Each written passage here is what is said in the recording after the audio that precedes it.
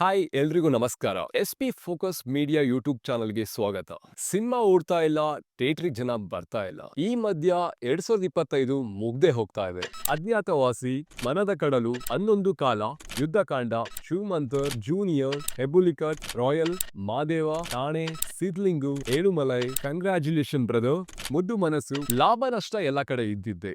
Cine ರಂಗದಲ್ಲೂ ಹಾಗೇನೆ boss. 200ಕ್ಕೂ ಹೆಚ್ಚು ಸಿನಿಮಾಗಳು ಈ ವರ್ಷದಲ್ಲಿ ಬಿಡುಗಡೆಯಾಗಿದೆ. ಕಾಂತಾರ ಚಾಪ್ಟರ್ 1, ಸೂಫ್ರಮ್ ಸೂ ಮತ್ತು ಮಹಾವತಾರ ನರಸಿಂಹ ಪ್ಯಾನ್ ಇಂಡಿಯಾದಲ್ಲಿ ದೊಡ್ಡ ಹೆಸರು ಮಾಡಿದೆ. ಇನ್ನು ಡಿಸೆಂಬರ್ನಲ್ಲಿ ಡಿ ಬಾಸ್ ನ ಡೆವಿಲ್, ಉಪೇಂದ್ರ ಮತ್ತು ಶಿವರಾಜ್ ಕುಮಾರ್ ನಡೆಸುತ್ತಿರುವ 45, ಕಿಚ್ಚ ಸುದೀಪ್ನ ಮಾರ್ಕ್, ಇನ್ನೊಂದಿಷ್ಟು ಸಿನಿಮಾಗಳು ನಮ್ಮ ಸಿನಿ ರಸಿಕರಿಗೆ ಹಬ್ಬವೋ ಹಬ್ಬ.